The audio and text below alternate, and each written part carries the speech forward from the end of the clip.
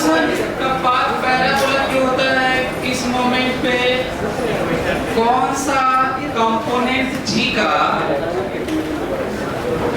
बात मत करो यार, आवाज आ रही है जी का। अच्छा हाँ, एक नोटिस करने वाला पॉइंट ये है कि किसी चीज को फेंक दीजिए, आप ऐसे फेंक दीजिए चाहे ऐसे फेंक दीजिए। इंटरेस्टिंग ये होगा, ध्यान देने वाली बात की ऐसे फेंकने में चाहे छोड़ते में पाथ स्ट्रेट लाइन होगा पर एक्सेलरेशन 10 ही रहेगा जी, 9.8 करके। और ऐसे फेंक दीजिए तो भी 10 ही रहता है, क्योंकि फ्री मोशन पे ग्रेविटी है तो 10 ही रहेगा जी नहीं। लेकिन एक स्ट्रेट लाइन है, बहुत सिंपलेस्ट फॉर्म ऑफ पाथ है, और एक पैराबोलिक है। तो हम लोग प्रोजेक्टाइल मोशन में horizontal range, time of flight, maximum height सब पढ़े तो, लेकिन हम लोग को इस बारीकी से नहीं देखे कि वो कौन सा कंपोनेंट है, कितना वाला, सबसे ज्यादा कहाँ कम कहाँ, ये सब नहीं देख पाए। वो मौका देखने का जब यहाँ फेंक दिए थे जा रहा था तभी नीचे 10 ही था जी, यहाँ था तभी 10 ही था जी, यहाँ था तभी नीचे 10 था, और जब यहाँ पे था तो भी एक्सेलरेशन 10 था। एक्सेलरेशन फिर एक अच्छा मौका है इस चैप्टर को रियलाइज करने का। जब यहाँ पे था तब भी एक्सेलरेशन नीचे 10 था, जब यहाँ पे था तब भी एक्सेलरेशन नीचे 10 था जी, और यहाँ पे था तब भी एक्सेलरेशन 10 था जी 9.8 या सिंपली 8। ये जो डायरेक्शन बनाया हुआ एक्सेलरेशन का बनाया हुआ, वेलोसिटी का डायरेक्शन तो बाद में करवाए क्या? हाँ तो इससे मतलब उसे मतलब ठीक है। अच्छा मैं इधर तब तक इसको बोल रहा तो तब उधर तो इससे आपको ये भी आइडिया लगेगा कि एक्सेलरेशन का वेलोसिटी और पाथ उससे मतलब नहीं होता ना, हालांकि उसका एक कंपोनेंट मोटे के लिए काम आता है। जैसे यदि मैं कहूँ वेलोसिटी किधर, तो देखिए वेलोसिटी ये देखिए यहाँ पे। अच्छा यहाँ जब फेंके तब भी ऐसे ही था 10 था, जब यहाँ पर टकराने से जस्ट पहले भी ऐसे ही 10 था। टकराते समय एक एक्स्ट्रा फोर्स लग गया होगा, लेकिन जब टकरा के फिर उड़ गया होगा तो फिर 10 ही रहा होगा। उड़ेगा नहीं यार लड़ने के बाद। जब फेंके थे तो वेलोसिटी इधर थी, u थी, यहाँ पे v, यहाँ पे v, यहाँ पे v, यहाँ पे v। अच्छा सेम नहीं है, मैं मतलब वेलोसिटी का डायरेक्शन बता रहा हूँ। फिर यहाँ पे u हो गया। तो आप देख सकते हैं कि एक्सेलरेशन का वेलोसिटी से कोई मतलब नहीं होता, किसी भी डायरेक्शन में एक्सेलरेशन हो सकता है, फोर्स हो सकता है। ये पाथ इसलिए ऐसा बना क्योंकि जो वेलोसिटी आप दिए थे उसके अलोंग या उल्टा एक्सेलरेशन नहीं था। यदि कहीं किसी मोमेंट पर यदि ऐसा होता है तो स्ट्रेट लाइन पाथ होता है। इसको छोड़ देते हैं चाहे फेंक देते हैं तो स्ट्रेट लाइन इसलिए होता है क्योंकि जिधर वेलोसिटी होता है उधर ही एक्सेलरेशन होता है। तो उसका काम केवल होता है वेलोसिटी के मैग्नीट्यूड को बढ़ाना। जब ऐसे फेंकते हैं तो जिधर वेलोसिटी होता है उसका उल्टा एक्सेलरेशन होता है, तो पूरा घटाता है ना। लेकिन आधा टेढ़ा होगा तो दोनों काम करेगा। तो वही वाली बात है, एक मोमेंट पे कहा गया था जब क्वेश्चन दिया था, क्वेश्चन यही था ना कि एक स्टोन को फेंक दिए हैं, ये भी नहीं पता है कि कितने थीटा पर फेंके हैं और ये भी नहीं पता है कि कितने स्पीड से फेंके। तो प्रोजेक्टाइल मोशन को पहले यही आता होगा शायद हर जगह, यही कुछ पूछ लेता होगा। इस बार ऐसा है कि मैं पूछा हूँ न दिया हूँ, बल्कि किसी मोमेंट पर मैं ये बोला हूँ कि उसकी स्पीड 20 थी पढ़ो देखो उसकी स्पीड कितनी थी। तो याद है किसी क्वेश्चन को, फिजिक्स के क्वेश्चन को करने के लिए भरसक ट्राई करना चाहिए कि फोटो को बना ले, डायरेक्शन दिखा ले, सब करना चाहिए। यदि आप ये नहीं कर रहे होंगे तो यही कहते रहेंगे सर फिजिक्स बहुत वीक है। तुमने स्ट्रॉन्ग करने के लिए किया भी तो कुछ नहीं, ये भी तो है जिनका वीक है उनकी बात करो। फोटो तो बना लो, कुछ दिखाओ खा लो, कहा गया कि हवा में है स्पीड 20 है तो हवा में फोटो बनाओ, 20 दिखाओ वेलोसिटी किसी डायरेक्शन में, नीचे एक्सेलेरेशन 10 दिखाओ, यही जो हो रहा है दिख रहा है ना। स्टडी के नाम पे कर्व मोशन होना है तो आपको रियलाइज होता ही होगा, प्रैक्टिकल है, बहुत खेले होंगे, कुछ फेंके होंगे क्रिकेट में, समाये होंगे। तो कर्व मोशन में तो दो एक्सिस बढ़िया होता है, एक तो टेंजेंशियल वाला, एक तो रेडियल वाला, ठीक ना। लेकिन पढ़ो कहा है कितना कितना आसान कर दिया, कहा कि रेट ऑफ डिक्रीजिंग है 8 की 6 मीटर पर सेकंड पर। अच्छा ऐसे होता तो रेट ऑफ डिक्रीजिंग हमेशा 10 ही रहता। कैसे कैसे मान 10 रहता है क्योंकि ऐसे फेंकते तो उल्टा पूरा 10 रहता। अच्छा ऐसे फेंक देते हैं चाहे छोड़ देते तो पूरा बढ़ाने वाला 10 होता। अच्छा स्पीड बढ़ाने वाला। अच्छा ऐसे फेंक देते तो पहले घटाने वाला 10 होता, मैक्सिमम हाइट पे से नीचे आता था, फिर बढ़ाने वाला 10 पूरा 10 होता। तो जो घटाने वाला 6 कहा गया है इसका मतलब जरूर ये वाला तो नहीं है। थ्रो तो ऐसे नहीं किया गया है, यदि ऐसे थ्रो किया गया होता तो घटाने वाला 6 थोड़ी देता मैं, जरूर कुछ एंगल अमल होगा।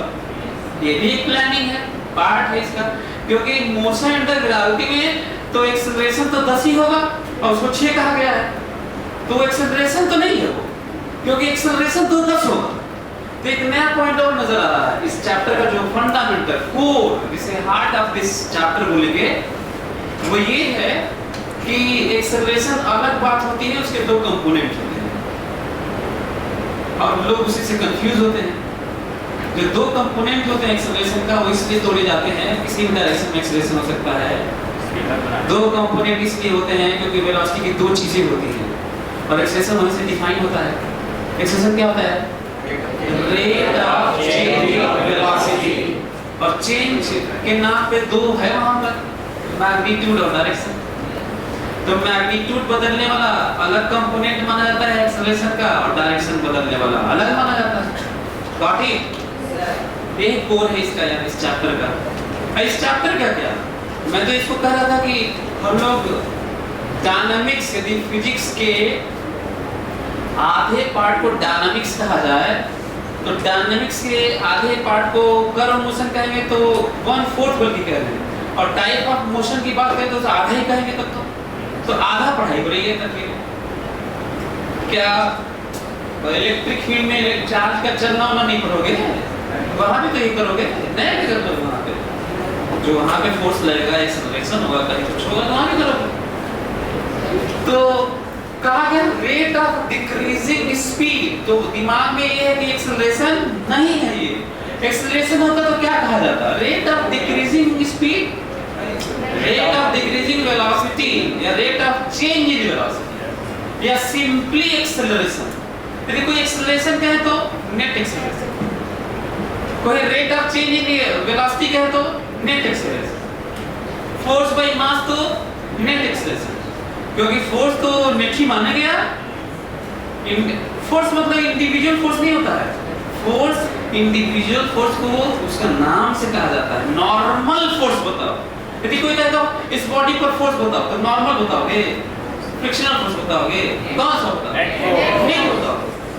तो नेट फोर्स बताओ तो भी नेट फोर्स बताओ, अब फोर्स बताओ तो भी नेट फोर्स। ये तो क्योंकि कहा गया है कि rate of decreasing speed is 6, तो आपके दिमाग में आना चाहिए कि v का उल्टा एक पार्ट दिखाना है, v का उल्टा v का उल्टा एक पार्ट दिखाना है जिसकी वैल्यू जिसे टेंजेंशियल बोलते हैं और ये 6 है। बोलो इंक्रीजिंग करे तो v की तरफ दिखाना चाहिए, इंक्रीजिंग स्पीड कहते तो और डिक्रीजिंग स्पीड तो उल्टा। पर स्पीड है, भूलना मत, वेलोसिटी नहीं है कि एक्सेलरेशन कह दोगे, स्पीड है, एक्सेलरेशन नहीं है। रेट ऑफ चेंजिंग स्पीड को एक्सेलरेशन कहते हैं। क्या कहते हैं? टेंजेंशियल। क्या कहते हैं? एक्सेलरेशन नहीं कहते, क्या कहते हैं? हां, तो एक्सेलरेशन किसे कहते हैं? रेट ऑफ चेंजिंग वेलोसिटी या नेट एक्सेलरेशन, टेंजेंशियल रेडियल का मिलाकर नेट। याद रहेगा? Yes sir. तो हमको बताओ नेट मालूम कि नहीं? Yes sir. कितना? 10 और 80 मालूम कि नहीं? Yes sir. तो बताओ AC निकाल लोगे कि नहीं? Yes sir. AC कह लो चाहे AR कह लो यार, दोनों एक ही बात है। बताओ A क्या होता है हमेशा हर जगह? AT square plus AC square. इसमें दो चीजें मालूम है तुम्हें? निकाला जल्दी से AC निकाल, दूसरों को भी निकाल ले दो। फिर से तुम काफी रियलाइज कर सकते हो, मतलब फिर एक मौका है इस चैप्टर को समझने का, मतलब बहुत अच्छे से समझ सकते हैं इस चैप्टर को। निकाले? ये तो आप जानते ही थे, हर जगह मोशन अंडरग्राउंड में तो मस्त है कि जी 10 होना चाहिए था। ए भी दिया गया था क्वेश्चन में। AC निकाल के देखो तुम्हें 8 मीटर पर सेकेंड स्क्वायर मिलेगा। बोलो सही है? लेकिन कहीं भी AC ये वाला नहीं जो चल रहा है, कहीं भी सेंट्रीपिटल एक्सेलरेशन हो, चाहे रेडियल एक्सेलरेशन हो, चाहे नॉर्मल एक्सेलरेशन हो, तीन एक बात है, वो तरीका ज्यादा होते नहीं, केवल v स्क्वायर बाय r के बाद होते ही नहीं। एक ही तो कई तरीके का हो सकता है, AC कई तरह का होता ही नहीं है। सो ये आ गया है, ये कहीं भी लिख सकते हो, फटाक से लिख सकते हो v स्क्वायर बाय r, कहीं भी लिख सकते हो, सही है। बताओ v तुम्हारे पास है कि नहीं? तो r मिल जाएगा कि नहीं? गलत लो भी, कितना सिंपल है। अच्छा कठिन बहुत था, यदि हम लोग ये चैप्टर नहीं पढ़े तो बना लेते थे लोग, हमें तो नहीं लगता है। यदि लोग बनाए भी होंगे तो रीजन शायद ये होगा कि ये चैप्टर चल रहा था, मैं तो आसान नहीं होता है, सोचना आसान नहीं था ना ये कि नेट 10 है, AT 6 है, तो AC 8 है, तो v स्क्वायर बाय r है, तो v रखेंगे तो r आ जाएगा। तो v कितना है? 20 है। अच्छा कई तो सोचते हैं कि r क्या रखें, कुल रखोगे तो घंटा मिलेगा, क्या निकालोगे क्या? कुल पैसे सोचते हैं कि सर v तो 20 रखेंगे, ये क्या रखेंगे? अरे तो निकालना है ना, कुल चीज रखोगे ही। बताओ r कितना है? बदल दो 50 मीटर। तो बड़ा बढ़िया क्वेश्चन हो गया। 50 रेडियस 50 मीटर। और यदि आप रियलाइज करना चाहते हैं सही में उस मोमेंट पर, तो देख लीजिए, बना के दिखा देता हूं, ये है। अच्छा अब जब हम लोग ऐसे पूरा कंप्लीट सर्कल बनाते हैं, एक और चीज रियलाइज करने वाला है, ध्यान से। जब मैं ये ऐसे एक सर्कल बनाता हूं, इसका मतलब ये नहीं कि पार्टिकल को इसी पर चलना है, इसका मतलब ये है कि जिस पाथ पर चल रहा है उस छोटे से डिफरेंशियल लेंथ इसी का हिस्सा। बोलो समझना है? क्या इसी में घूमना है उसको? क्या इसी में घूमेगा वो? क्यों बना है? ये जो पैराबोलिक पाथ है जिसका रेडियस ऑफ कर्वेचर हर जगह बदलता हुआ है, छोटा छोटा डिफरेंशियल लेंथ ले लेके, पॉइंट नहीं, भले हम लोग पॉइंट कहते हो लेकिन पॉइंट नहीं होता, हमेशा छोटा सा लेंथ होता है। उस लेंथ को ही हम लोग प्रैक्टिकल लाइफ में पॉइंट कहते हैं। डिफरेंशिएशन इंटीग्रेशन पूरा कैलकुलस इसी पे बेस्ड है। तो जो छोटा सा हिस्सा लेंगे यहाँ पर dl लेंगे, तो कर्व है वो किसका हिस्सा है? इसी सर्कल का, लेकिन घूमना नहीं है, अगले ही मोमेंट पर दूसरे सर्कल का हिस्सा है। बोलो यस सर। क्लियर हो रहा है? अगले ही मोमेंट में दूसरे सर्कल का हिस्सा है, उसका रेडियस दूसरा है, और अगले ही मोमेंट पे और उसके अगले मोमेंट पे ये सर्कल ने सर्कुलर पाथ वाला नहीं है इसका, वो तो मैं बना के दिखाया कि देखो इसी का हिस्सा है। क्लियर? Yes sir. तो जो इसका कोर मतलब कॉन्सेप्ट था वो फिर से एक बार पढ़ लिए हम लोग। तो ये जो बोला था अभी बोला देख लेते हैं ना। चलो कुछ लिखो तो बड़ा कंफ्यूजन है इसको। तो कुछ लिखिए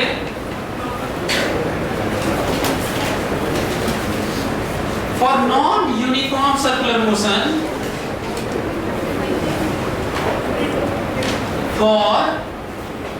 non-uniform circular motion, non-uniform. For non-uniform circular motion, which of the following expression is right?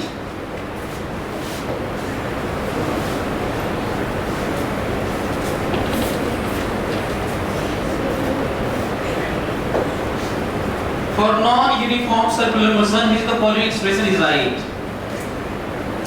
V perpendicular to omega,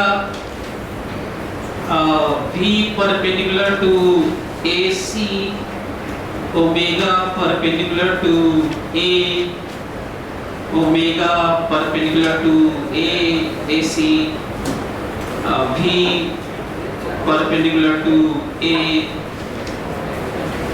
alpha perpendicular to A, alpha perpendicular to AC, alpha perpendicular to V, alpha perpendicular to omega, AC perpendicular to AT, AT perpendicular to A, omega perpendicular to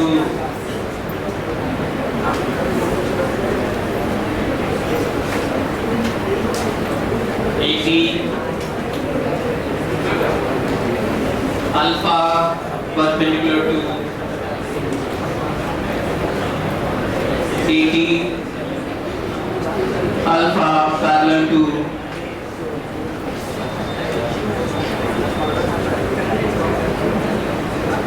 alpha parallel to omega,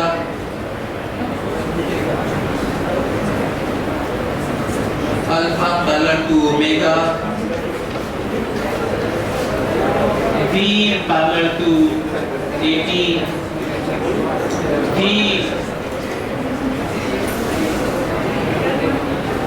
perpendicular to AC,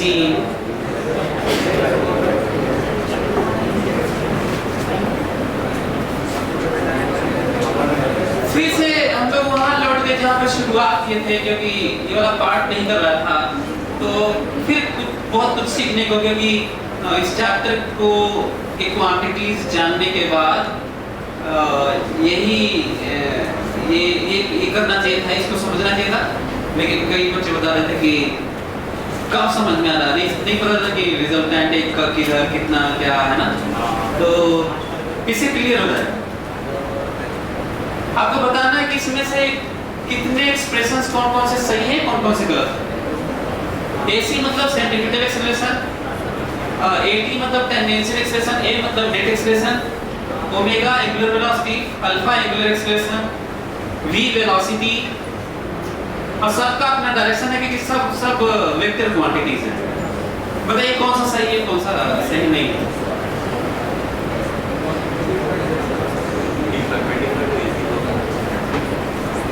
हाँ? V perpendicular to AC। दो बार हो गया क्या? और भी कुछ दो बार हो गया क्या? हाँ सर। क्या? हो सकता है कि एक आध कॉम्बिनेशन छूट भी गया हो, देखिए, लेकिन फर्क नहीं पड़ता है। पर हम लोग जान जाएंगे तो बचा हुआ भी कर लेंगे। तो जल्दी से जरा सोचो, सब टिक लगा लो, फिर देखो क्या गलती हो गई आपसे। सोचो, देखो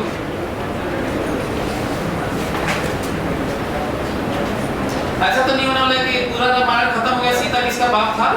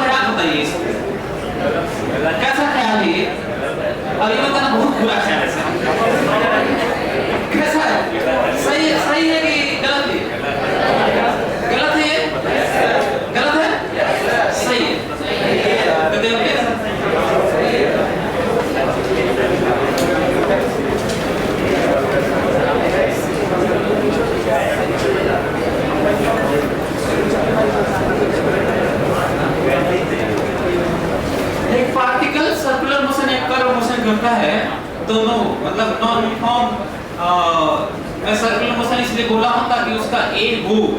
यूनिफॉर्म कुछ नहीं, नॉन यूनिफॉर्म नहीं करता तो एक केस बनता है ए उसका 80 नहीं है, यूनिफॉर्म स्पीड, कांस्टेंट स्पीड। तो फिर ये घूम रहा है, तो ये देखो वो सारा डायरेक्शन दिखा देता हूं।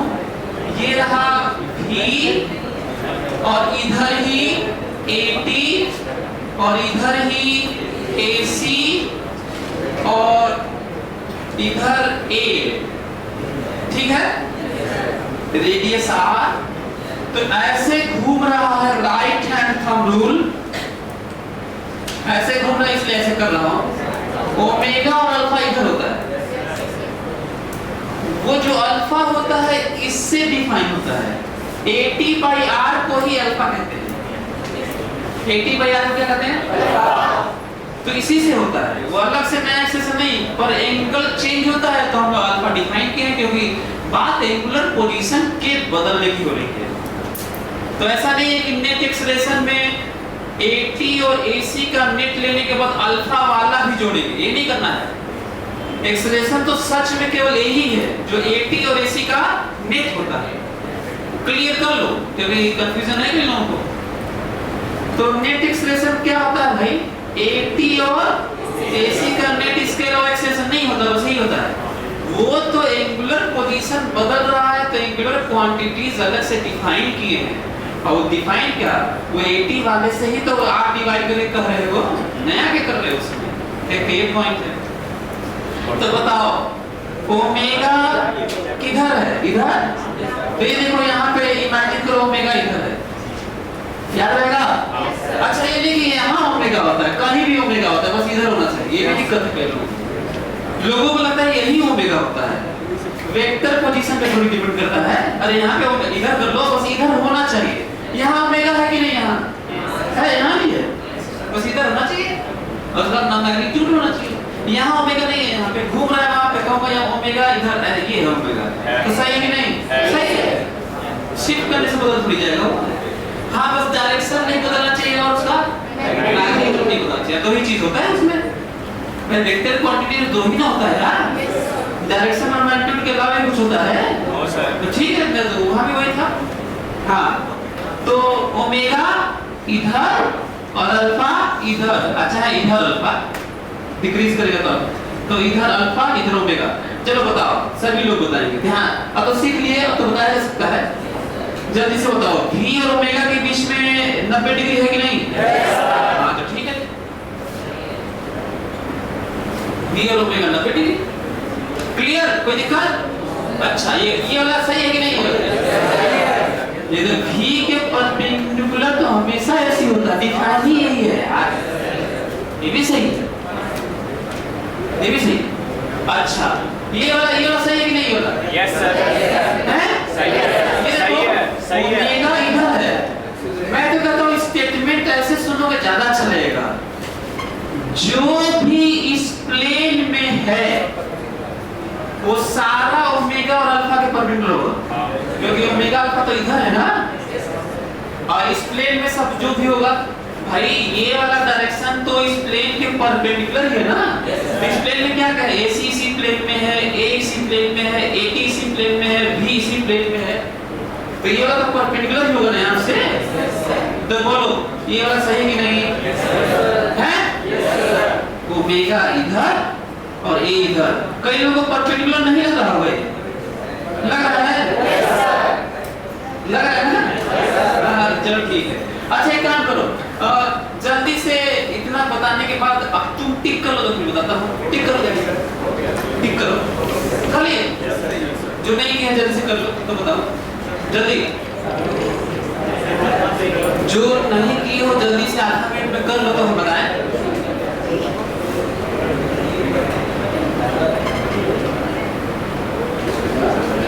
अच्छा एंगुलर क्वांटिटीज एक्सियल होती हैं, भूल मत जाना। देखो एंगुलर क्वांटिटीज स्केल और डिफाइन की गई है, और इसी प्लेन में लीनियर क्वांटिटीज होती हैं, ये भी याद रखिएगा। अल्फा और ओमेगा और डी थीटा थीटा ये सब एक्सियल होगी, एक्सिस के लॉन्ग नहीं डी थीटा की डी थीटा डिफरेंशियल डिस्प्लेसमेंट इसमें डिफरेंशियल डिस्प्लेसमेंट बहुत अच्छा है जो लिखा है इसमें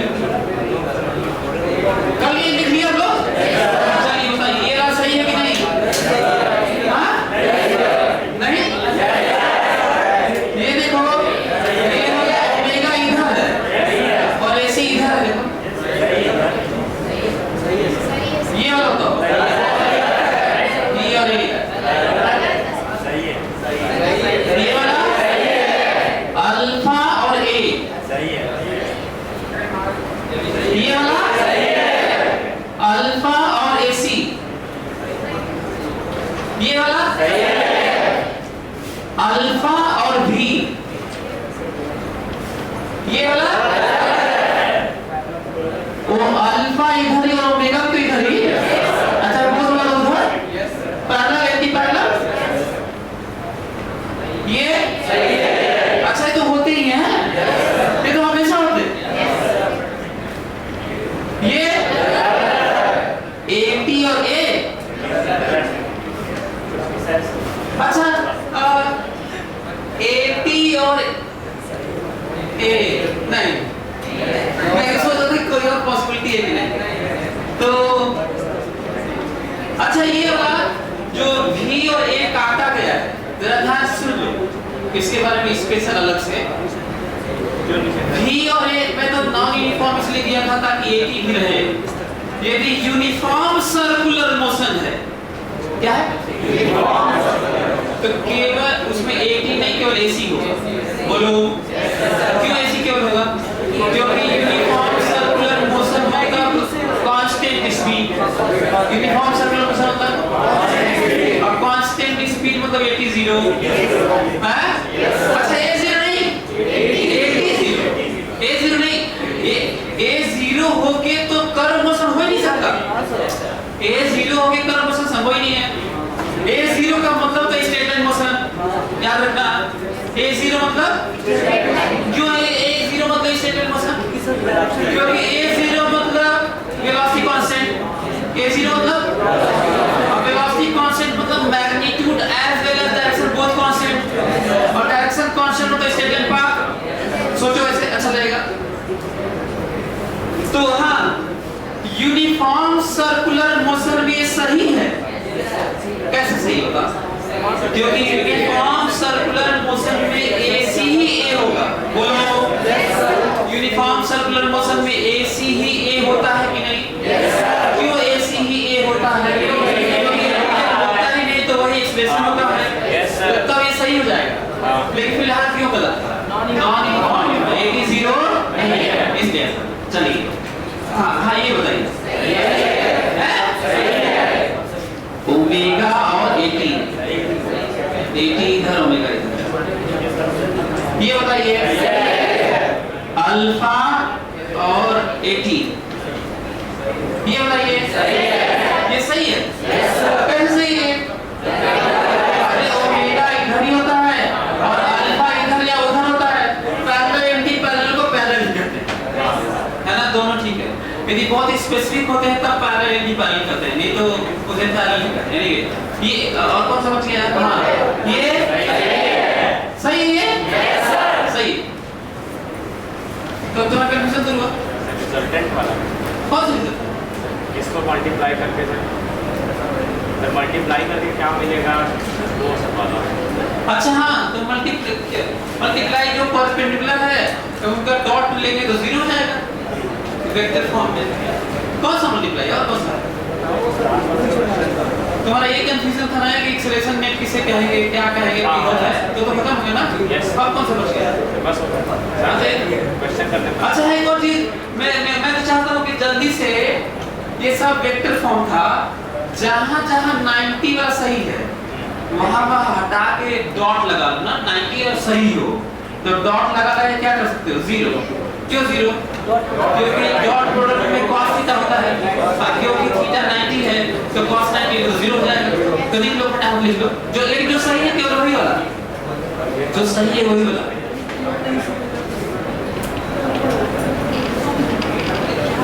जो 90 डिग्री वाला सही है उसकी जगह डॉट लिख लेंगे। क्या कैसे लिखना है? v डॉट ओमेगा बराबर 0, v डॉट ac बराबर 0, ऐसे लिख दे जो सही है,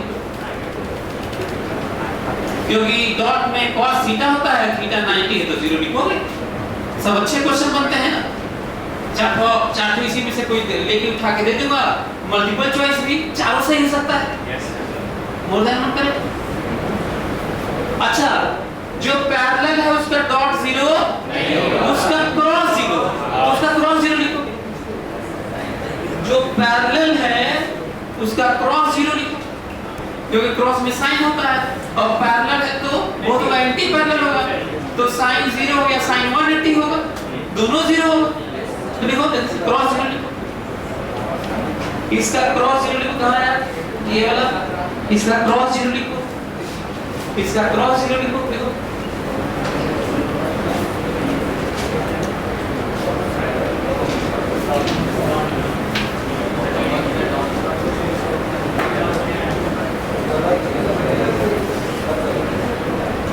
क्या हुआ, लिखिए। अब बहुत ही खतरनाक क्वेश्चन लिखिए, देखिए क्वेश्चन ये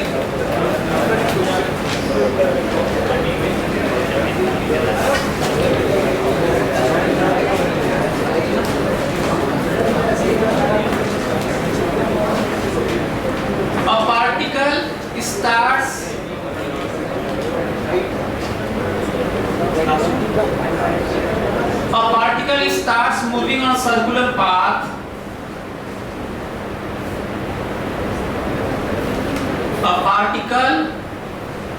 पार्टिकल की जगह का समझिएगा ना, पार्टिकल लिख लिया तो ठीक है। अच्छा, पार्टिकल लिखने में थोड़ा डर लगता है कि थ्योरेटिकल ज्यादा हो रहा है। जैसे कहते हो का तो हाँ अब ठीक है। साइकिल तो और लगता है ठीक है, क्योंकि क्या तो चलाते नहीं हैं आप लोग, साइकिल पे होगी ना, तो साइकिल का मतलब थोड़ा सो a particle starts moving on circular path of radius r, circular path of radius r from rest,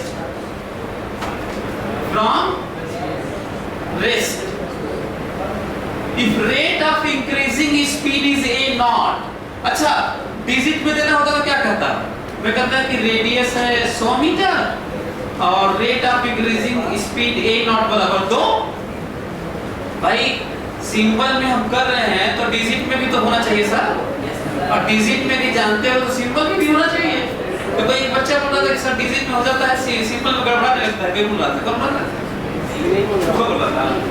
तो एक ही बात है कि आप रियलाइज करें उसे, थ्योरी थोड़ी बदल जाएगा। So if rate of increasing speed is a not, bracket में लिख लो कांस्टेंट है,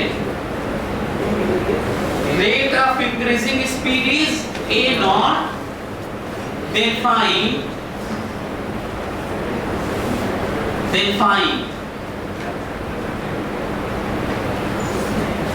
first part,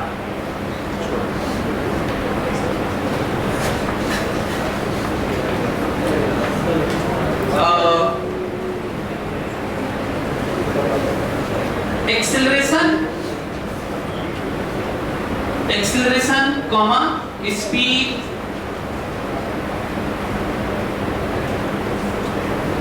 distance covered and displacement as a function of time। acceleration, speed, distance covered and displacement as a function of time। दूसरा, angle between velocity and acceleration as a function of time। angle between velocity and acceleration as a function of time।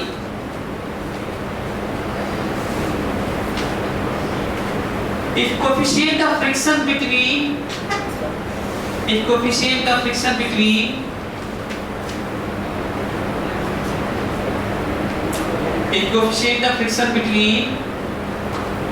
particle and ground surface, particle की जगह car ले लीजिएगा ना, बल्कि मैं तो कहता हूँ कि वहाँ पे पार्टिकल की जगह काट के कार ही लिख लो ताकि मैं यहाँ पे कार लिखवा दूँ, वहाँ पे कार लिखो। तो क्या लिखना है? if coefficient of friction between car and ground surface is mu, then find time when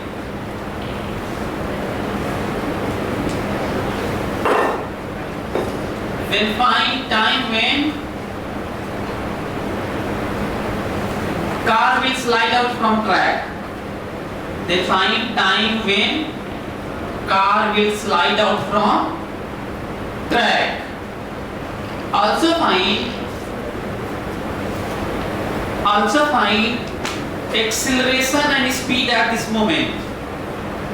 Also find acceleration and speed at this moment.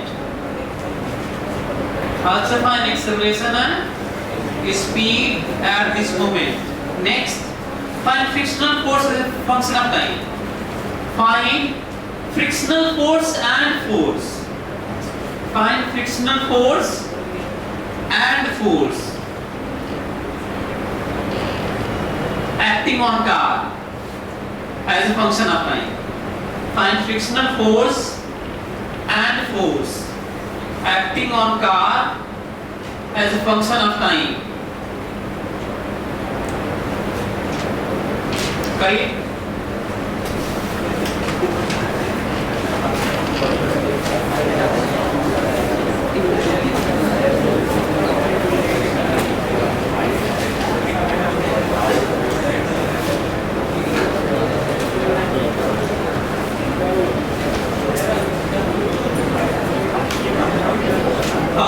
Realise करो, ऐसे पहले एक फोटो बनाओ, उसमें गाड़ी को स्टार्ट करो जीरो से, इमेजिन करो कि तुम गाड़ी चला रहे हो, कर सकते हो? नहीं तो हो रहा है भाई। एक सर्कुलर ट्रैक बना है ग्राउंड, इमेजिन करो ग्राउंड में एक सर्कुलर ट्रैक बना है r रेडियस का, जिसको तुम 100 मीटर मान सकते हो रियलाइज करने के लिए।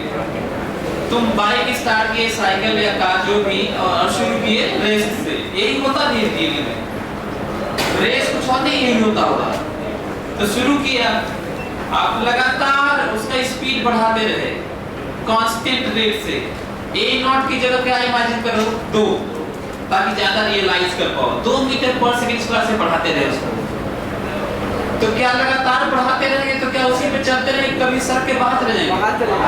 क्यों? रियलाइज कर पा रहे हो? मोड़ता कौन है? फ्रिक्शन। थोड़ी देर में आपसे माफी मांग लेगा, कहेगा हमसे नहीं हो पाएगा, कितना को चापे जा रहे हो, एक्सेलरेशन बढ़ाते जा रहे स्पीड। हमारा भी तो लिमिटेशन है, लिमिटिंग फ्रिक्शन होता है ना, तो उतना ही ना लगाएगा, उससे ज्यादा जरूरत पड़ी तो कहां से लगा देगा? चलिए करिए इतना है। तो इसलिए मैं बता दिया ताकि आप फोटो बनाइए, रियलाइज करिए, उसको चलाइए, किसी मोमेंट पे देखिए, क्या कुछ करो, पेन चलाओ। फिर से मैं कहूंगा कि ये नहीं करना था तो तुम्हें नहीं आना था, ये क्लास ही जरूरत नहीं थी। पढ़ाई लिखाई बंद करो, जाके चाय चुपड़ बेचो, तुम लोग जाके चूड़ी उड़ी बेचो। हाँ, धंधा करिए, उसमें ग्रो करिए, कोई जरूरी है कोई? अच्छा, जितना जरूरत है साइन करेंगे, काम हो गया होगा। साइन पेपर पर पढ़ने के लिए हो गया होगा, क्या जरूरत है? ऐसा थोड़ी कुछ भी पढ़ोगे कुछ बन जाओगे, ऐसा नहीं होगा। वो जमाना गया जब बीएससी ओसी बढ़िया कर लेते थे, जॉब में देखना लग जाता था, वो नहीं है अब। ठीक है,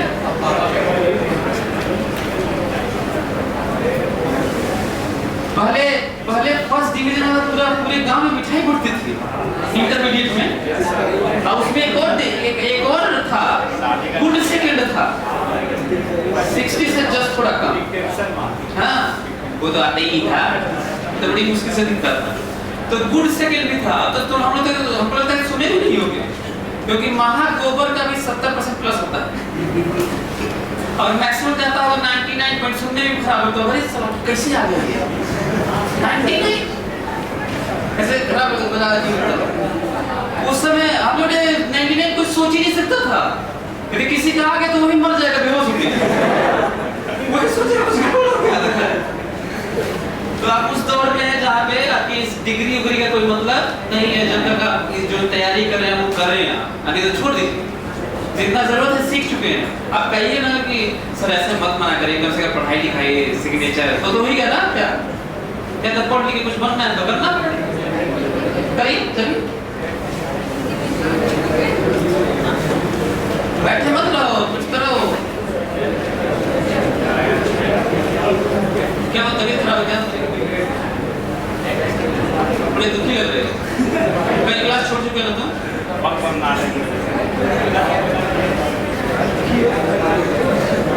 मैं तो कल ही बोला था कि कोई क्लास छोड़ रहे हो तो कुछ नहीं समझ में आया। नहीं समझ में आ रहा है?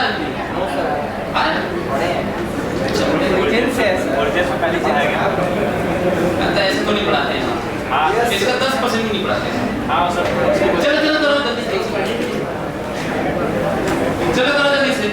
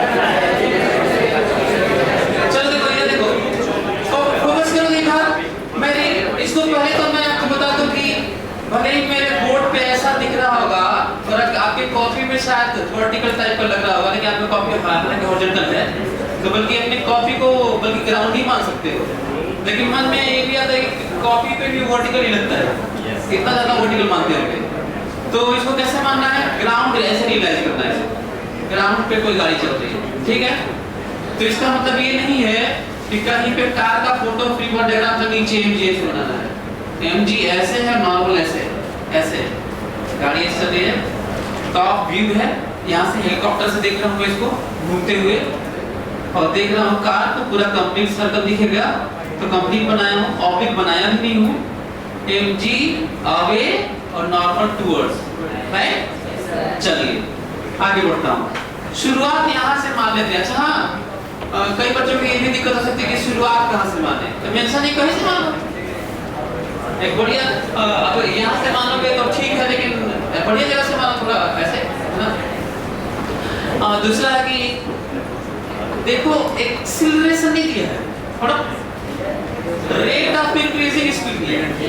इसका मतलब एक्सीलरेशन नहीं है। एक बार, पहली बार जो तुम rate of increasing speed A not देख रहे हो, पहले ये जानो कि एक्सीलरेशन नहीं है, क्योंकि acceleration rate of change in speed, rate of increasing speed, rate of decreasing speed नहीं होता। हो सकता है ऐसा होता, मतलब मस्त वाला नहीं है, हो सकता है कि नहीं। हम मान लो केवल वही है तो वो तब ठीक है, एक्सीलरेशन केवल वही है तो, लेकिन केवल वो नहीं है, एसी भी है तब थोड़ी है। नहीं समझ में आया? फिर सुन लो, मैं कह रहा हूँ कि rate of increasing speed acceleration नहीं होता, हो सकता है। यदि केवल वही होगा, डायरेक्शन नहीं मुड़ रहा होगा, तब होगा acceleration. Rate of increasing speed he acceleration है। कोई स्ट्रेट लाइन गाड़ी चल रही है और उसका रेट ऑफ इंक्रीजिंग स्पीड है 2 या A0, वही एक्सीलरेशन है, सही है। लेकिन गाड़ी मुड़ रही है और रेट ऑफ इंक्रीजिंग स्पीड कुछ है, तब ये नहीं है, वो तब एक कंपोनेंट है। Got it? क्योंकि एसी भी तो है इसमें। तो चलिए यहाँ पे आगे बढ़ता हूँ। देखिए तो ध्यान से, ये रहा कार और एक जनरल टाइम पे। इस चीज को समझो, आप यहीं पे स्टडी कर ही नहीं सकते, इसे जनरल कहते। क्या कहते हैं? जनरल। तो कहीं भी जनरल बात करो, और जनरल बात करने का मतलब ये है ऐसे, ये रहा मान लो थीटा टाइम टी। अच्छा सब जनरल देखो, v चली गई दूरी s, रेडियस तो r था ही, सब जनरल। चली गई दूरी कितना मान लिया? s। एंगल कितना सब टेंड हुआ? थीटा। टाइम कितना है? t। वेलोसिटी कितनी है? v। जब स्टार्टेड फ्रॉम रेस्ट था तो जनरल में v, तो जनरल मानना सीखो।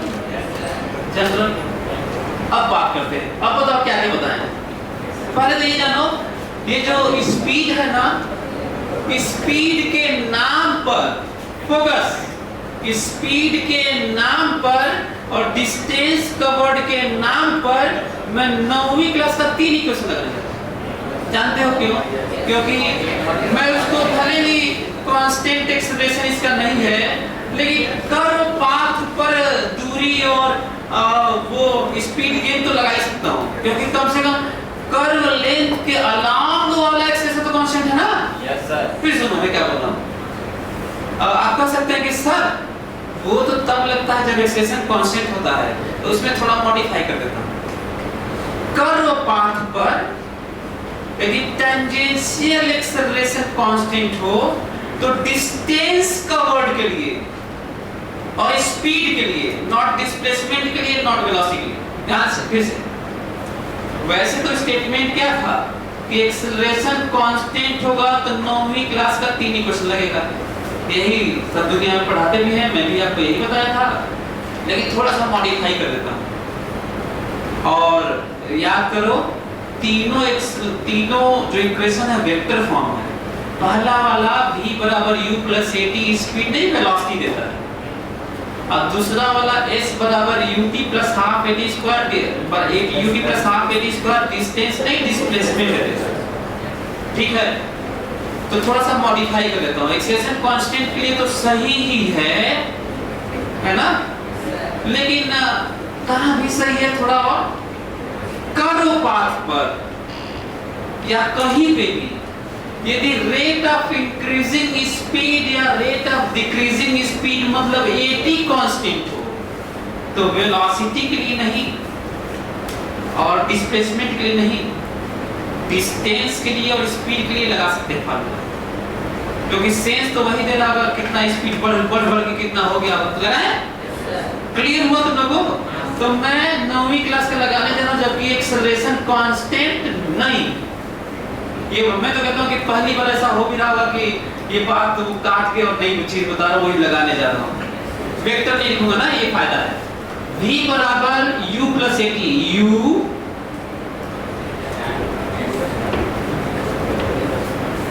Plus a naught t। ये मैं स्पीड निकाला हूं, ठीक है, क्योंकि स्पीड बढ़ने का रेट था तो t टाइम में मल्टीप्लाई बाय t बढ़ गया होगा इतना। सोचने में भी ठीक लग रहा है कि a नॉट रेट से, कांस्टेंट रेट से कोई चीज बढ़ रहा हो तो टाइम का मल्टीप्लाई करो तो आ जाएगा ना कितना बढ़ गया है। मैं तो यही नहीं बल्कि ये भी कहूंगा आपसे कि ऐसे भी सोच सकते हैं, करंट भी, दुनिया का कोई भी चीज लीनियरली कांस्टेंट रेट से बढ़े, करंट हो, पावर हो, स्पीड हो, एनर्जी हो, फील्ड हो, पोटेंशियल हो, कुछ भी दुनिया का, मास हो, एक्सेलरेशन हो, कुछ भी कांस्टेंट रेट से बढ़े तो जिस रिस्पेक्ट में मतलब टाइम खासकर रहता है तो सीधा मल्टीप्लाई करो उसमें, लेकिन कांस्टेंट रेट से बढ़ना चाहिए तब, किसी और रेट से नहीं, वेरिएबल रेट से नहीं, कांस्टेंट रेट से। तो भाई ये कांस्टेंट रेट से बढ़ा, टाइम मल्टीप्लाई करा, स्पीड मिल गया। बोलो सही है। दूसरा distance covered s, not vector displacement, ut plus half at square. तो सही में जो पार्ट निकाले वो आ गया। तो पूछा हूं ना, क्या पूछा हूं? वेलोसिटी। तो इस पर डायरेक्शन लगा देंगे, डायरेक्शन भी बताया नहीं है। उसे मैग्नीट्यूड कह सकते हैं, वेलोसिटी का मैग्नीट्यूड बता दिया हूं और डिस्टेंस कवर, लेकिन डिस्प्लेसमेंट नहीं है। कैसे कह रहा हूं कि डिस्प्लेसमेंट नहीं है? डिस्टेंस कवर तो 9वीं क्लास में लगा दिया, लेकिन डिस्प्लेसमेंट ये नहीं, इनिशियल टू फाइनल डायरेक्ट जोड़ा जाता है, उसे डिस्प्लेसमेंट कहते हैं। बोलो, देखता हूं कितने लोग निकालते हैं, दिमाग लगाओ तो जरा। डिस्प्लेसमेंट निकालना है 10th की ज्योमेट्री लेने वाले, 10वीं क्लास, 9वीं 10वीं की डिस्प्लेसमेंट निकालना है आपको। देखता हूं कितने लोग निकालते हैं, जल्दी करो।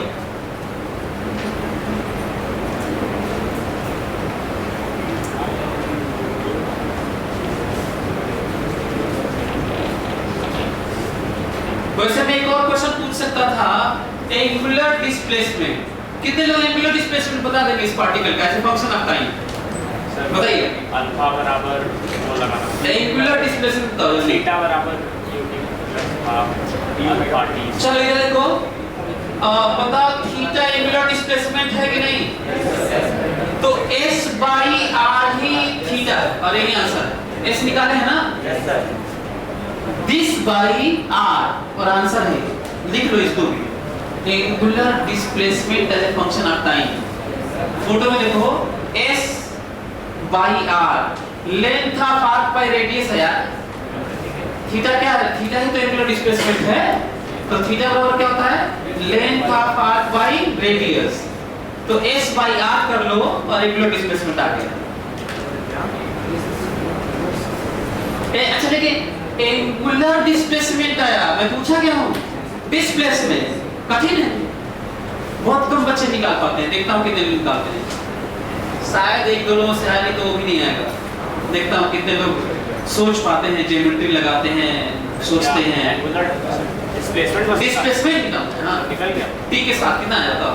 t के साथ। हां जब ज्योमेट्री थोड़ा दूर पहुंचेगा तब नहीं t के साथ। हाँ जल्दी। As a function of time displacement निकालना है। एंगुलर डिस्प्लेसमेंट तो आ चुका है, एंगुलर डिस्प्लेसमेंट निकालना है। देखो, angular displacement theta that is s by r। s जानते थे, थीटा है s, मतलब ये थीटा ना, आ गया थीटा। क्या निकालेगा आपस में? डिस्प्लेसमेंट टाइम के साथ, टाइम के रिस्पेक्ट में, टाइम के साथ, टाइम के टर्म में आपको बताना है डिस्प्लेसमेंट कितना है। t मतलब और सिंपलीफाई करके बताऊं, t टाइम पर डिस्प्लेसमेंट बताओ, है ना? यही बात है, t टाइम पर डिस्प्लेसमेंट बताओ। यदि ये फंक्शन और रिस्पेक्ट में और टर्म में यदि नहीं समझ में आ रहा है तो t टाइम पर बता दो। चलो गया कितना है? लंबा सा है थोड़ा। हाँ बताओ। Under 2r² minus 2r² plus half a naught t square by r। Sine है, साइन थीटा cos थीटा है। अरे हाँ सर, वही ये r² के साथ sin थीटा cos थीटा है। चलो मैं बता देता हूँ, सभी लोग देखेंगे ना। देखो इधर,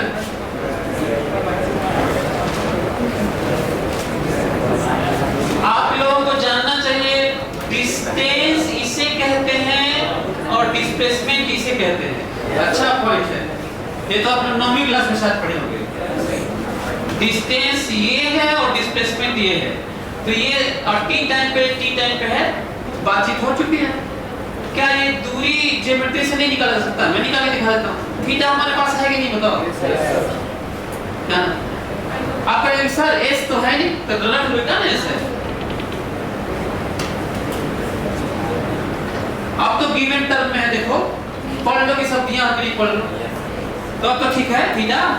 थीटा रख लेना, मैं डिस्प्लेसमेंट बताने जा रहा हूँ। सभी लोग ध्यान दें, इधर देखें। इस पे मैं परपेंडिकुलर ड्रॉ किया, एंगल बाइसेक्टर बना, और ये रहा थीटा बाई 2 और ये रहा r। जल्दी से बताओ, यदि r है 90 डिग्री है तो ये r cos थीटा बाई 2 और r sin थीटा बाई 2। कोई दिक्कत है आप लोगों को? तो बताओ ये a to b, जिसे डिस्प्लेसमेंट कहा गया है, 2r थीटा बाई 2 सही है कि नहीं? Yes sir. बोलो यस सर। हमारे पास थीटा है कि नहीं? हाँ रख लो ये आंसर। यस सर यही आया। सोचो इस क्वेश्चन में कितना अच्छा था ये पार्ट। भाई आपको तो यही निकालना था ना, ये दूरी ही तो निकालना था। ये दूरी है r sin थीटा बाई 2 का 2 गुना, r sin थीटा बाई 2 का 2 गुना। थीटा आपके पास है ना, रख लो यहाँ पर। मैं ही रख दूं, कई लोग तो ये भी नहीं रख पाएंगे।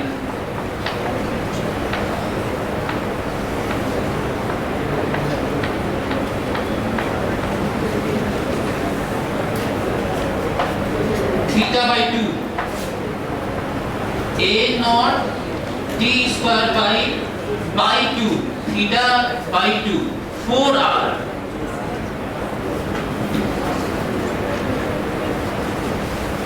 और एक और चीज बता दूं, देखो ये देखो ध्यान से सुनना, जितना ये दूर से ज्यादा रहेगा डिस्प्लेसमेंट बढ़ता रहेगा, बढ़ता रहेगा, डिस्प्लेसमेंट बढ़ता रहेगा। सबसे ज्यादा डिस्प्लेसमेंट बताओ कितना होगा? 2r। कितना होगा? और उसके बाद डिस्प्लेसमेंट घटने लगेगा। देखो पकड़ पा रहे हो? और फिर डिस्प्लेसमेंट जीरो भी होगा। कैसे जीरो होगा? घूम के आएगा तो जीरो होगा ना, और फिर बढ़ेगा। और इसमें आएगा पता है, जीरो आएगा, मैक्सिमम 2r आएगा। जानते हो 2r कब आएगा? जब ये पाई बाई 2 होगा। जानते हो जीरो कब होगा? जब ये जीरो फिर कब आएगा? जब ये पाई होगा। समझ में आ रहा तुम लोगों को? अच्छा इसका पाई का मतलब नहीं ये मत नहीं ये वाला पाई होगा, ये वाला। तुम लोग क्या कंफ्यूजन हो रहा है वो बता दो। लोग सोच रहे हैं ना कि जब ये पाई होगा तो ये मूवमेंट होगा, ये नहीं, जब पाई होगा तो ये मूवमेंट होगा। जानते हो क्यों? ये देखो ना थीटा ये है और ये पाई 2 है। देख लो दिक्कत हो रहा होगा समझने में। फिर जब मैं कहूँगा कि ये पाई होगा, जिस समय मैं कह रहा हूँ पाई होगा, ये पाई, तो जानते हो थीटा कितना हो रहा होगा? 2 पाई।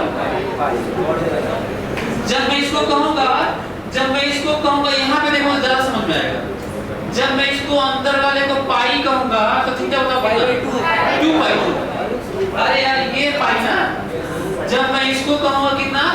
पाई, तो थीटा निकाल के देखो कितना, तो कहाँ पहुँचे हो? यहाँ पहुँचे हो। तो इसमें कंफ्यूजन हो सकता है आपको, ये क्या हो रहा है यहाँ पर, गड़बड़ हो सकता है। लेकिन मैं इसको पाई कहता तो कई लोगों को लगता है कि यहीं पे आए हैं यहाँ पर। जब मैं इस क्वांटिटी को, इस आइटम को पाई कहूँगा तो यहाँ पे आया हूँ, यहाँ पे आया। ध्यान देना, मेरे झटके में गड़बड़ हो जाएगा। सो ये समझ में आया आप लोगों? अच्छा आप फटाफट बोलो तो निकालता हूँ, क्योंकि चीजें हमारे पास आ चुकी हैं। सर ऐसे चुप रहे सर, जितना ऊपर सर इधर डिस्प्लेसमेंट सर इधर डिस्प्लेसमेंट सर दोनों अपने साइन के साथ होता है, ठीक है? तो दोनों का वैल्यू अपने आप आए सर, दोनों का वेक्टर सब कर देंगे कौन सा वाला सर? जितना इधर होगा और जितना इस साइड होगा सर, दोनों का वेक्टर सब कर देंगे तो डिस्प्लेसमेंट आ जाएगा। अरे जो आया है ना ये नेट आया है यार, ये हमेशा सही देगा, कभी दिक्कत है इसमें? नहीं सर, ऐसे भी तो आ सकता है कि इसमें एक्स वाई से भी आ सकता है, जितना इधर तो ऐसे हो सकता है, सही वो उससे भी अच्छा। हाँ चलो इधर क्या बताना था? हाँ क्या बताना होता? चलो सभी लोग मेरे साथ निकालेंगे, एक लोग जल्दी से बताइए acceleration as a function of time. फटाक निकालिए जल्दी से, आपके पास आधा मिनट टाइम, जल्दी। Acceleration as a function of time, जल्दी सभी लोग निकालिए एक्सेलरेशन और रियलाइज करिए, इमेजिन करिए क्या हो रहा है और वैल्यू। जल्दी से बताइए acceleration as a function of time. Time के साथ टाइम के टर्म में एक्सप्रेशन बताओ। कई लोग क्या कंफ्यूज होते हैं, कहेंगे a नॉट है और ये गलत है। a naught square t square by r।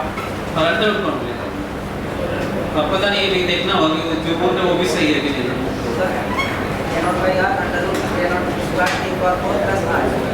हाँ, ये सही है। जल्दी से करो सभी लोग।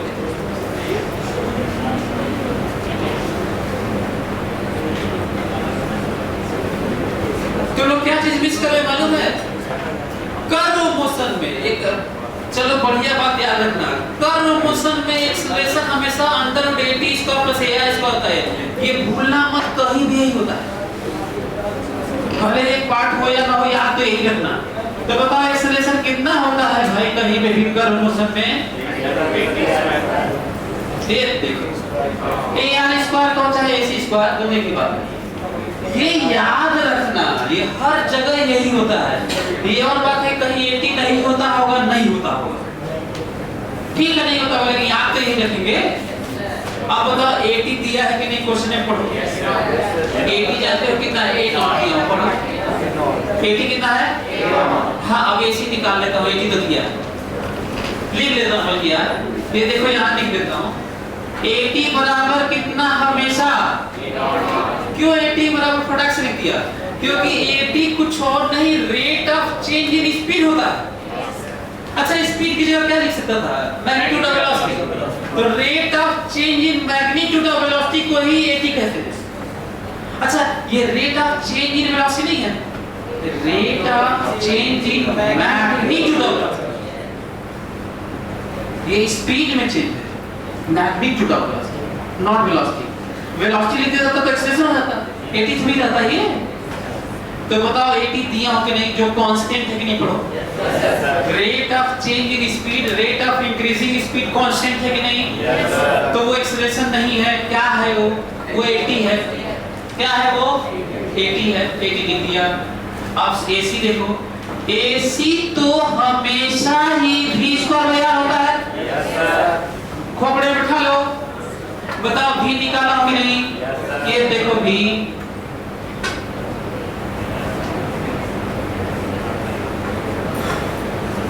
तो बताओ AC कितना हो गया? A naught square T square by R। अच्छा, इतना मैं यहीं पे लिख दिया होता, ऐसे देखो,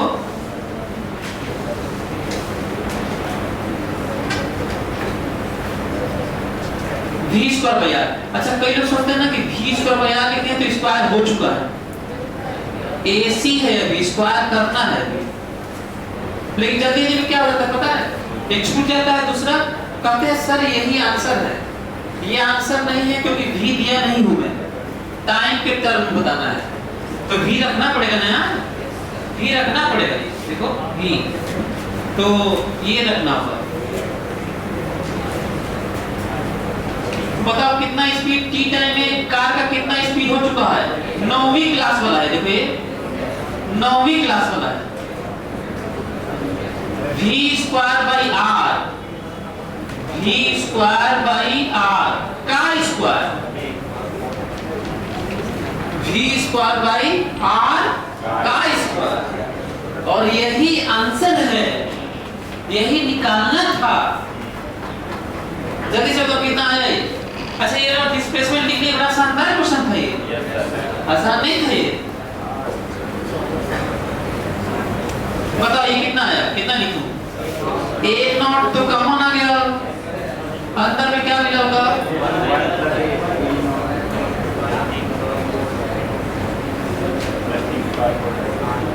सही है, देखो कितना शानदार आया है रिजल्ट।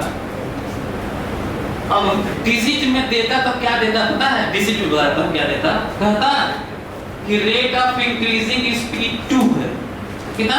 2 है, तो यहाँ पे भी 2 रहता। कह देता कि आप हमको √10 सेकेंड पे बताइए, कितने पे?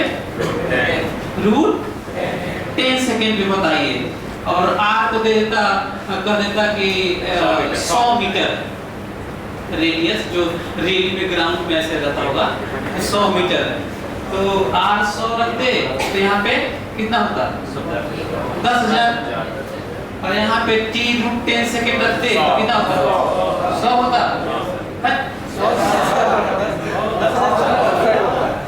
ये भी 10,000 होता है।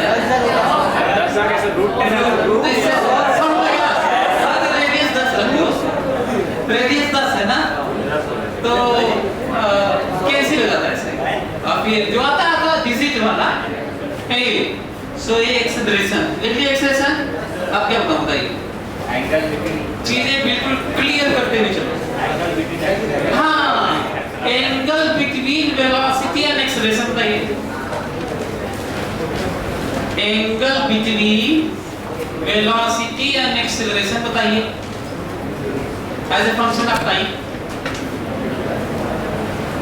अच्छा, ये जो सब क्वेश्चन करवा रहा हूँ, कहा था ना ये बहुत कठिन है, ट्राई कर रहा हूँ कि मैं आसान तरीके से बताऊं।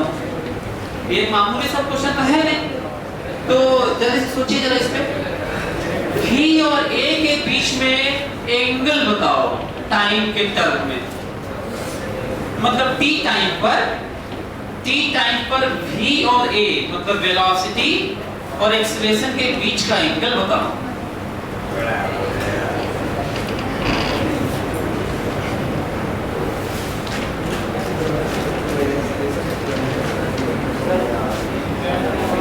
tan inverse r by a naught t square.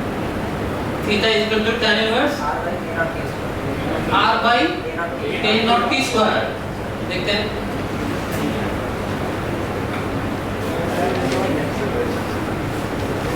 Velocity का बस लेना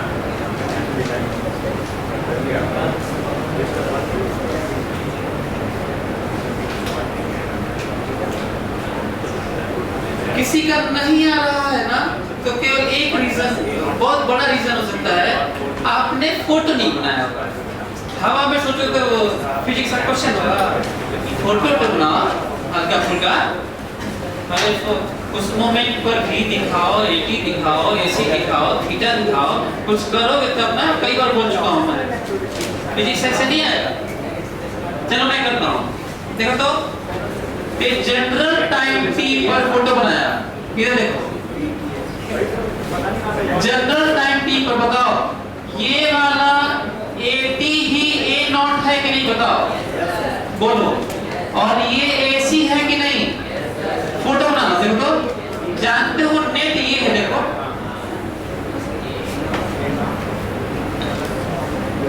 at भी और ac भी है, बिना ac के मुड़ता कैसे है। और rate of increasing speed A not का है, तो स्पीड ऑफ व्यू हो रहा था, एक्सेलरेशन चापे हुए कार का। अब ये बताओ, फोटो तो बना लिया, इसे नेट ए कहते हैं क्योंकि AT और AC का नेट है, ये रिजल्टेंट वेक्टर सम है ये। अब हमको ये बताओ कि जिधर AT होता है उधर ही V होता है कि नहीं। तो एक नया पॉइंट, V और A के बीच में वही एंगल थीटा है, ध्यान से, V और A के बीच में वही एंगल थीटा है जो A और AT के बीच में। देख लो, V और A के बीच में कोई पूछेगा तो तुम क्या बताना, A और AT के बीच में बताना, क्योंकि V के अलॉन्ग ही तो AT होता है। ये पन्ना पलटोगे तो शुरू में सिखाया था, याद करो, फोटो बना के दिखाया था, पन्ना पलट के देखो ना, सर्कुलर मोशन वाला पन्ना पलटो, शुरू में देखो एंगल बताया होगा। और एंगल क्या बताया मुझे, ये बताया मुझे tan थीटा बराबर, फोटो में देख लो, this is AC, if this is AC so this is AC and this is AT। देखो तो मैं बताया हूं कि ये tan थीटा बराबर AC by AT बताया हूं कि नहीं, देखा। तो हल्के में पढ़े होगे, इसलिए कहता हूं फोकस करके पढ़ोगे ना, तो कहीं जरूरत पड़ेगा तो यूज कर लोगे, नहीं गोबर रख जाओगे। इसलिए बोल रहा हूं कि कुछ दूसरा धंधा शुरू करो, ये सब नहीं होगा, फोकस करने से होगा, नहीं करोगे नहीं। तो ये फार्मूला तब भी था, जनरल था, अभी भी है, और वैल्यू रखना है। ऐसे निकाला है कि नहीं बताओ, कहाँ निकाला है ये देखो,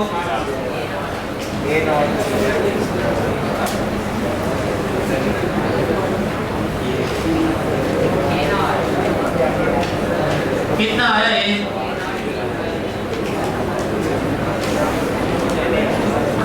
ये आंसर है। उल्टा कर दिया क्या, वो उल्टा हो गया क्या तुम्हारा, वो उल्टा tan inverse r by AT square कर दिया था। ये नॉट की जगह V भी तो लग रहा है, ये नॉट की जगह A नॉट की जगह V दोनों, A नॉट की जगह V by T ना।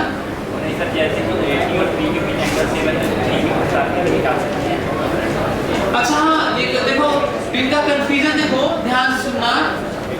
ये कह रहे हैं कि इनका अच्छा बढ़िया कंफ्यूजन है, ताकि बाकी लोग भी समझ सके। इनका कहना है कि यहाँ पर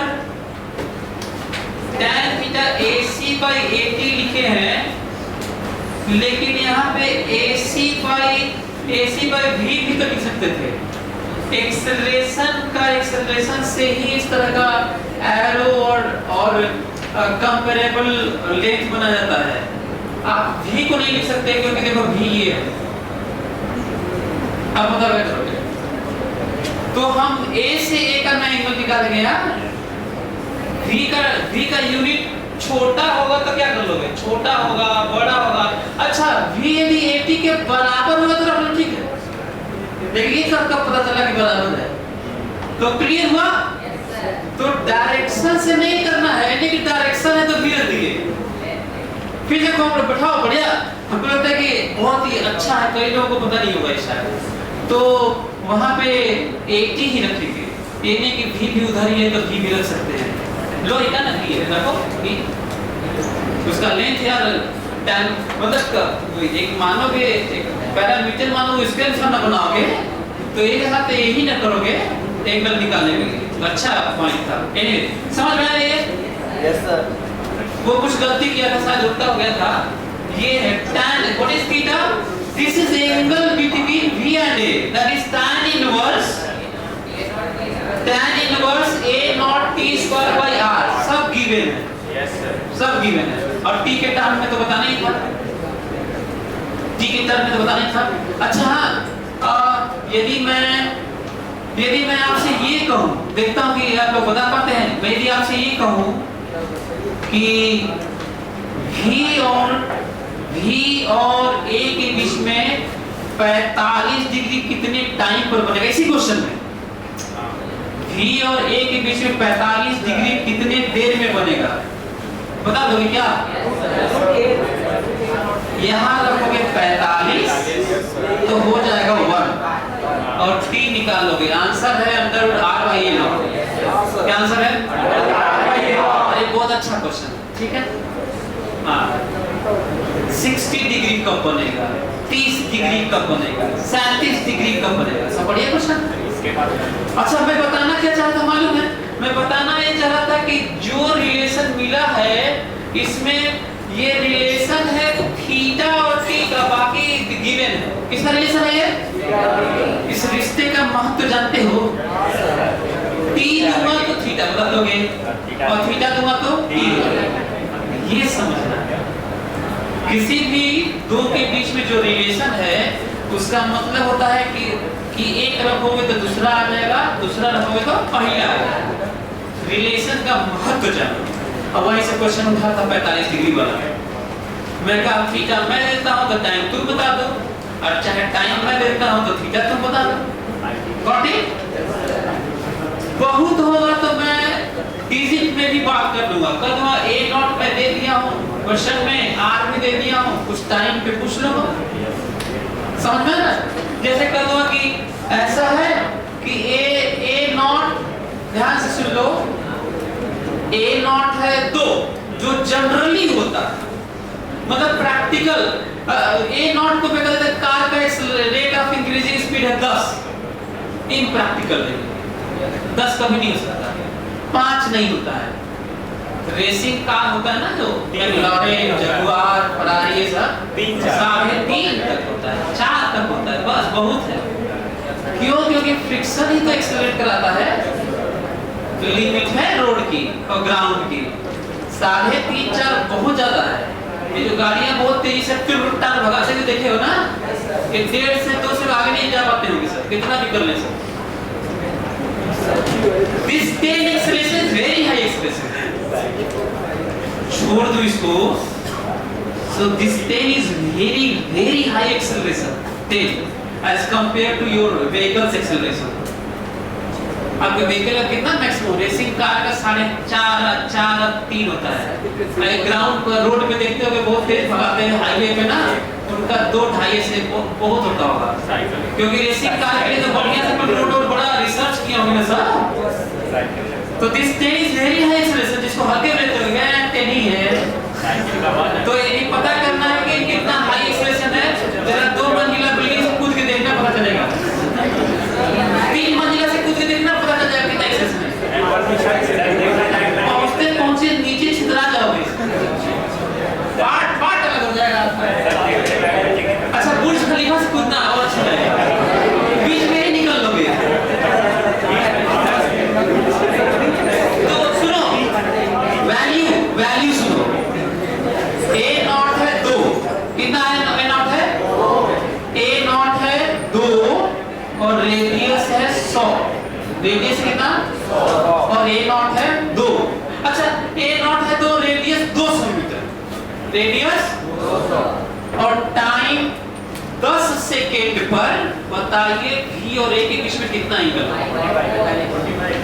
A नॉट है 2 जो क्वेश्चन में दिया था और रेडियस है 200 मीटर, तो 10 सेकेंड पे बताइए वेलोसिटी और एक्सेलरेशन के बीच में कितना एंगल था? ये अभी ताजा पटाख से आ गया होगा, आप क्वेश्चन दे देंगे तो वहीं पे फैल जाओगे, है ना? देखिए अगला क्वेश्चन तो क्या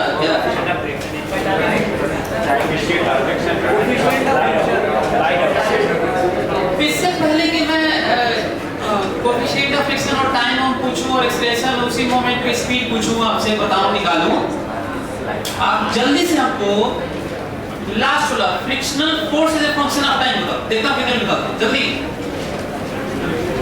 frictional force as a function of time. कई लोगों के दिमाग में आ रहा होगा कि प्लीज सर म्यू दे दीजिए, फॉर गॉड से प्लीज सर।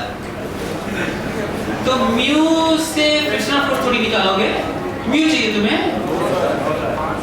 म्यू नहीं, मास है। हाँ मास देना चाहिए, वैसे फ्रिक्शनल फोर्स के लिए मास देना चाहिए था। मास आप लास्ट में लिख लो, mass of car is m, question के लास्ट में लिख लो mass of car is m।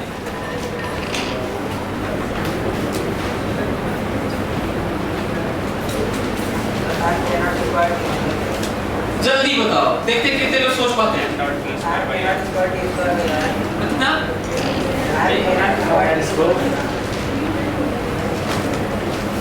नहीं सही है।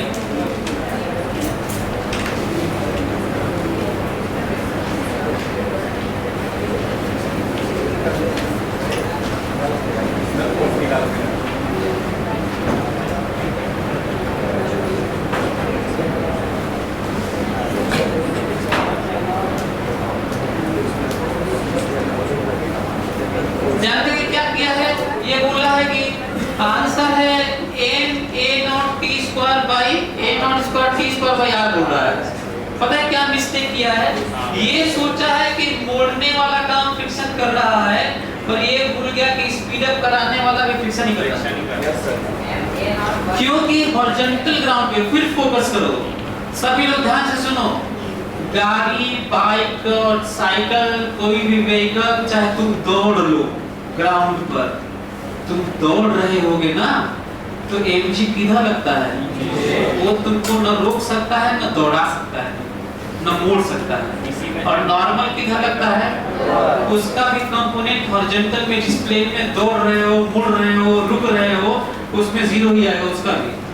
नॉर्मल का हॉरिजॉन्टल में कंपोनेंट बताओ, जीरो। और mg का हॉरिजॉन्टल में कंपोनेंट बताओ, जीरो। ये दोनों गए काम से, इनमें कोई काम नहीं है। इसका मतलब फ्रिक्शन ही तुम्हें एक्सेलरेट भी करा सकता है, स्पीड अप भी, रिटार्ड भी, और मोड़ भी हो सकता है।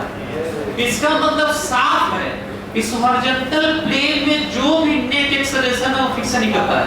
m into a आंसर है।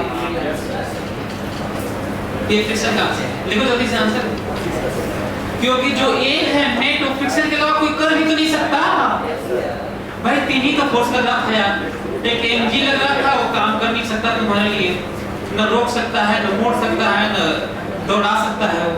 नॉर्मल लगता है ऊपर ग्राउंड का, वो भी ना कुछ नहीं कर सकता, तो फ्रिक्शन ही तो कर सकता था। आंसर जानते हो फ्रिक्शनल फोर्स का क्या आंसर है? ये देखो फ्रिक्शनल फोर्स का आंसर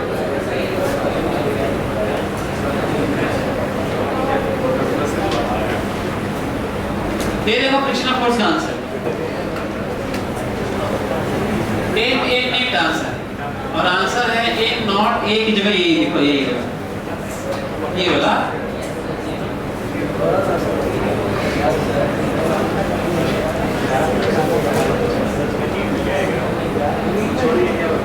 ये आंसर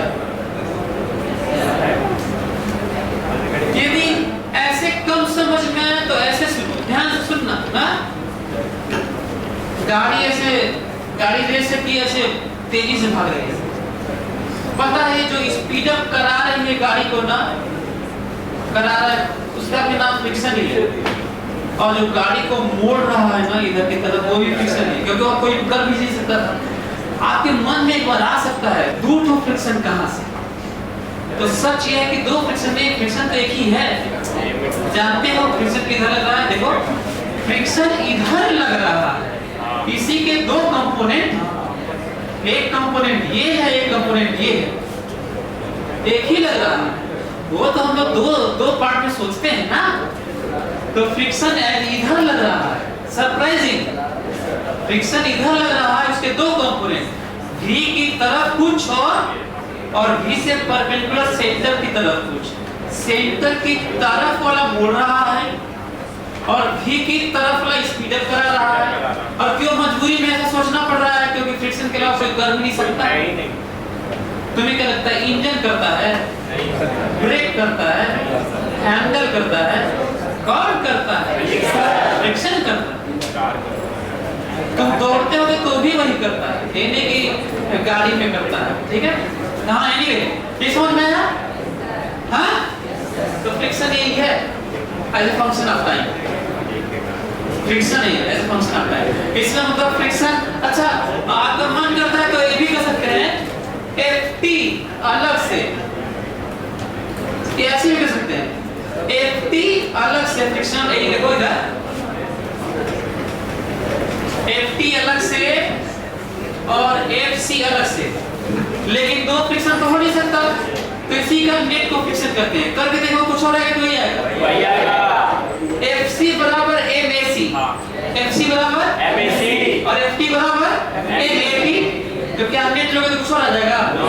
करके देख लेना ये आता है कि नहीं सर, तो पहले से वेक्टर समझ करिए तो हाँ, लेकिन कई लोग मान लो नहीं सोच पा रहे फ्रिक्शन उधर कैसे रहता है, तो अलग अलग ही देख लो भाई। स्पीड अप बनाने वाला भी फ्रिक्शन ही होता है, मोड़ने वाला भी फ्रिक्शन ही होता है, दो फ्रिक्शन हो नहीं सकता, तो नेट रिजल्टेंट नेट होगा, दोनों को जोड़ लो जो आएगा। और वो क्या पूछना हाँ स्लाइड आउट, ये भी अच्छा इंटरेस्टिंग क्वेश्चन है। आपको पता चला एक्सेलरेशन चापे पड़े हैं, स्पीड बढ़ता जा रहा है, तो ऐसा थोड़ी कि उसी पे चलते रहोगे, कुछ देर बाद स्पीड आउट हो जाएंगे आप बाहर सड़क के, या फिर सड़क नहीं पाएंगे तो उलट जाएंगे, टॉपलिंग हो जाएगा आपकी गाड़ी का। मूवी में देखे भी होंगे, सड़कते हुए भी देखे होंगे और टॉपलिंग भी देखे होंगे। टॉपलिंग मतलब लुढ़कते हुए। हाँ सो कैसे है, मतलब क्या करें सर? जस्ट बराबर कर दें। ध्यान से सुनना मेरी बात। चलो मैं बता रहा हूँ कि वो टाइम बता रहा हूँ मैं, वो टाइम बताने, अच्छा ये नोटिस किए फ्रिक्शनल फोर्स बताने के लिए म्यू की जरूरत नहीं थी, ध्यान दिए। फ्रिक्शनल फोर्स बताने के लिए म्यू चाहिए तुम्हें, म्यू किसके लिए चाहिए होता है भाई? लिमिटिंग फ्रिक्शन के, किसके लिए? तुम्हें फ्रिक्शनल फोर्स बताने के लिए म्यू चाहिए, ध्यान देना इसका। चलो आगे, अब वो चीज जिससे हम क्रिटिकल चीज डिफाइन करने जा रहे हैं, कितने स्पीड पे लुढ़क जाएगी, सरक जाएगी, स्कीड out, slide out, slip out, सभी की बात है। कितने टर्न के बाद, कितने टाइम के बाद, क्या सब सब।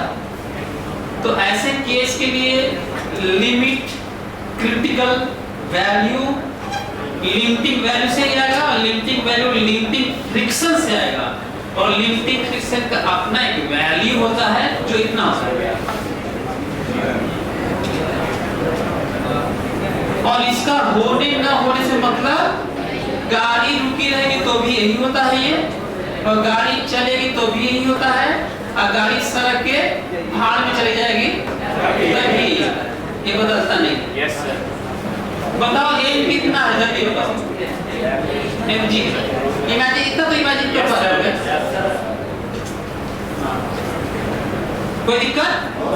अब वो देखो कितना अच्छा थ्योरी याद करो कितना सिंपल सा। ये जो लिखने जा रहा हूं ये जो लिखा हूं ये भी और ये जो लिख रहा हूं ये भी इस क्वेश्चन की थ्योरी नहीं है ये फ्रिक्शन चैप्टर का core hard value concept heart है ये बड़ा स्टेटमेंट तो ये तो म्यू ए से कैलकुलेट करते हैं और ये मेहनत करके सिचुएशन से निकालते हैं।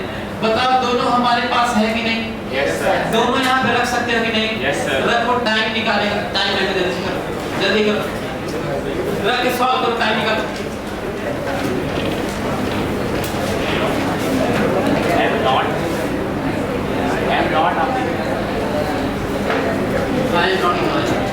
ए नॉट नहीं यार ए नॉट मत लिखना। अच्छा ढेर लोग लिख भी लिए होंगे उनको इससे मतलब नहीं था क्या दिया गया है क्या है वो खटाखट उतारते हैं।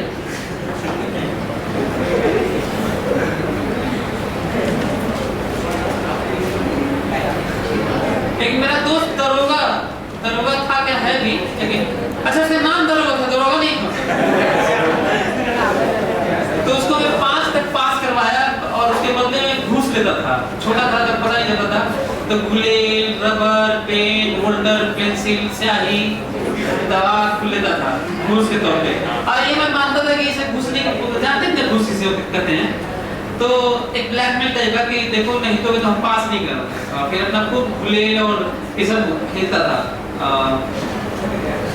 मुर्गी बना के डिब्बा जिसमें बहुत जो गाँव में था डिब्बा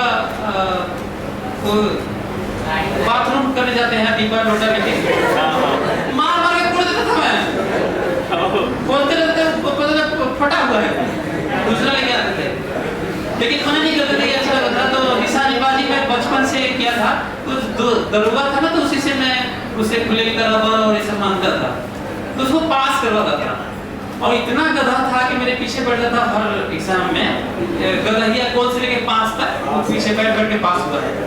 तो जो मैं लिखता था ना वही देख के मैं बगल में से जमीन पे बैठ पड़े थे तो ऐसे करके लिखता था इधर पीछे देखो लिख के काट देता था वो भी लिख के काट देता था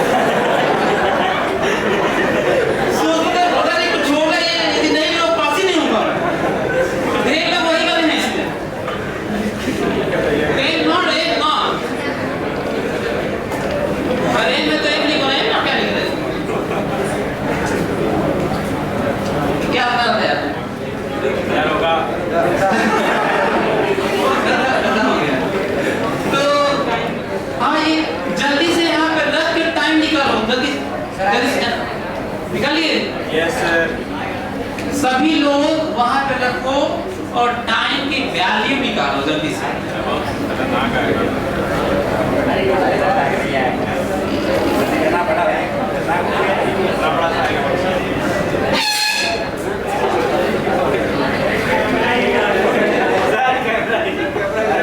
कैमरा हिला दिया ये मिल गया क्या? नहीं सर आप सही है क्या नहीं करो चलो देखो और मैं रखता हूँ वैल्यू देखो साइन तो नहीं हो गया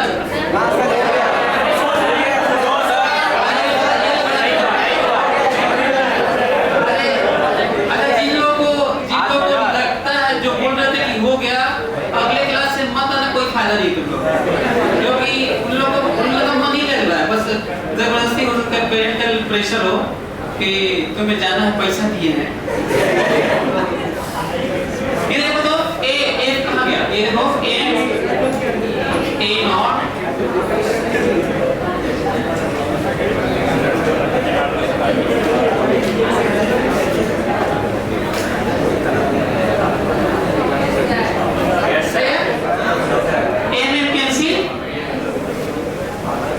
जल्दी से दोनों तरफ स्क्वायर करो तो तुम्हें मिलेगा a naught square 1 plus a naught square to the power 4 by r square less than equal to mu square g square. सही है?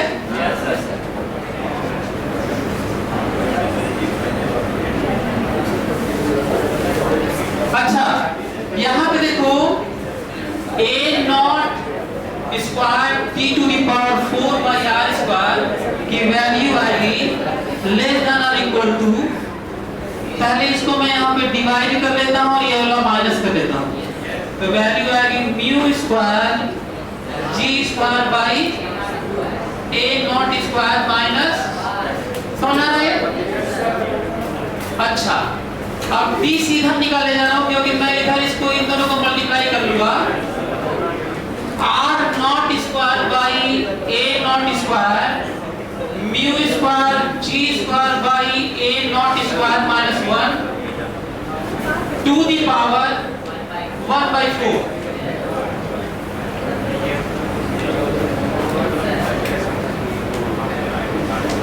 इसका मतलब समझो, टाइम या तो इतना हो या तो इतने से कम हो, तो वो एक्सप्रेशन यूज किए हो जिसमें ये चलता रहा, सर्कल पे ये चलता रहा, वही की हो ना, क्योंकि सब कुछ तो वही लगाया है चलने वाला।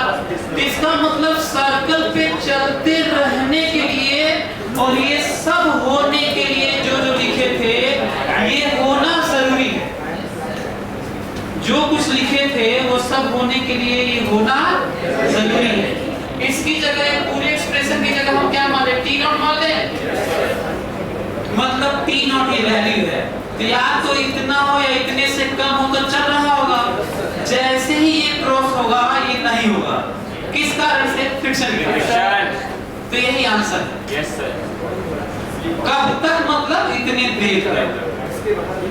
जब कोई चीज इतना या इतना इतने से लेस हो तो मैक्सिमम इतना, ये मैक्सिमम टाइम है जब ये हो रहा होगा, इसके बाद नहीं होगा।